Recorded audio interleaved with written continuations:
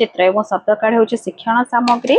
यापर देखा चतुर्थ पीरियड चतुर्थ श्रेणी गणित मेला हूँ विषय प्रसंग हूँ आम चारिपाखर आकृति एवं एलो कोड हूँ M409। अतिथि हूँ कि कोण थिबा चित्र कार्ड देखाई कोण गुड़िकर प्रकार चिन्हवाई कहबी। बोध ज्यामितिक चित्र गुड़िकर कोण एवं कोण प्रकार निर्णय आलोचना करी। अभ्यास प्रसंग आधारित कार्य करेंगे एवं प्रयोग वर्गचित्र और आयतचित्र मध्य समानता और पार्थक्य कहे। प्रसार डट ग्रिड आंकी ए विभिन्न ज्यामितिक चित्र आंकी चित्र रे थिबा कोणर नाम लिखा कहबी।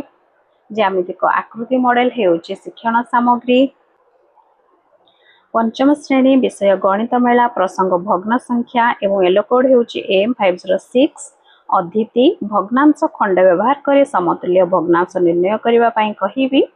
बोध उदाहरण दे बुझाइबी एवं अभ्यास होउची प्रसंग रे थिबा 1 नंबर प्रश्न करिवे एवं प्रयोग होउची उत्तर गुडी को संशोधन करी भूल थले प्रश्नटी को आलोचना करिवे।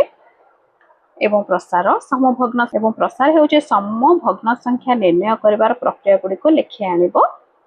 एवं शिक्षण सामग्री होउची भग्नांश खंड जहाँकि जीके किट रे उपलब्ध अछि। पंचम पीरियड चतुर्थ श्रेणी विषय कला शिक्षा से बही रही इंद्रधनु प्रसंग होउची वस्तु गुड़िक सजाई चित्र आंकिबो। अतिथि प्रसंगर चित्र को पर्यवेक्षण करेंगे एवं बोध होउची कागज पेटी निज मन पसंदर वस्तु तैयारी करिवार प्रणाली जानिबे।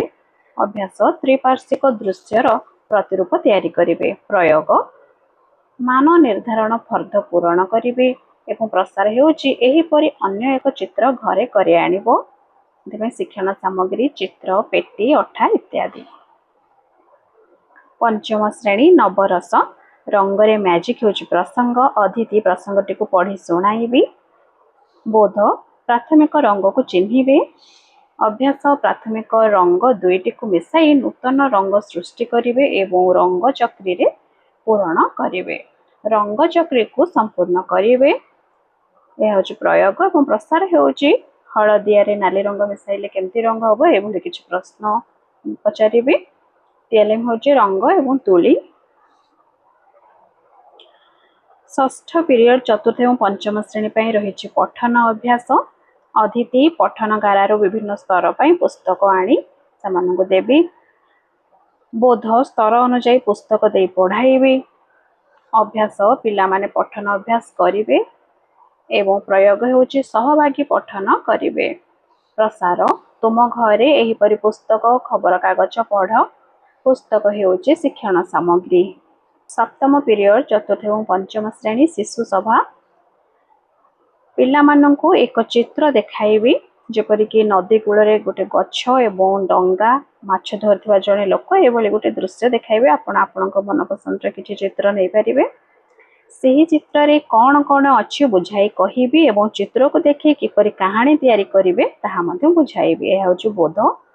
अभ्यास पिला माने चित्र को देखि कहानी लिखिबे। प्रयोग पिला माने निज कहानी समस्तक सम्मुख रे कहिबे। प्रसार घरे आउ एक नुआ कहानी तैयारी करि आनिबो। चित्र एवं कागज होउची शिक्षण सामग्री। यह थिला शनिवार दिन पई लेसन नोट। आशा करूची आपण मानको भिडियोटी उपयोगी लागिथिबो। भिडियोटी भल लागिथिले दया करी लाइक एवं कमेंट कर दियंतु। धन्यवाद।